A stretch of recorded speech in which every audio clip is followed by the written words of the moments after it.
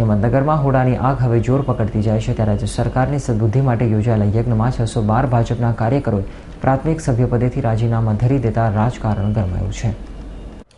હિંમતનગરમાં હોડાની આગ હવે વકરતી જઈ રહી છે અને આ આગમાં હવે ફટાફટ ભાજપમાંથી રાજીનામા પડી રહ્યા છે।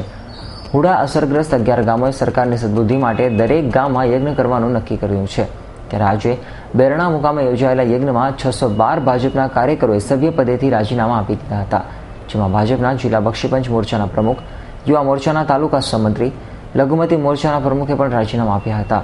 તો ગામમાં યોજાયેલા યજ્ઞમાં હુડાની નકશાની હોડી પણ કરવામાં આવી હતી। હું ભારતીય જનતા પક્ષનો બક્ષીપંચ મોરચાનો જિલ્લા પ્રમુખ છું। મેં પણ અહીંથી રાજીનામું મૂક્યું છે।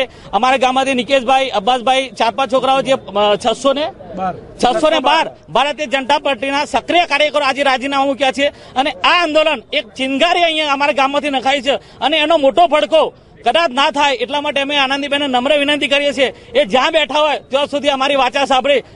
ત્યારે હજુ પણ હુડા બાબતે સરકારમાં જો કોઈ પગલાં નહીં લે તો આગામી સમયમાં હવે જિલ્લા કક્ષાના આગેવાનોના રાજીનામા પડે એમાં નવાઈ નથી। Deepaksinh Rathod, S9 news, Himmatnagar.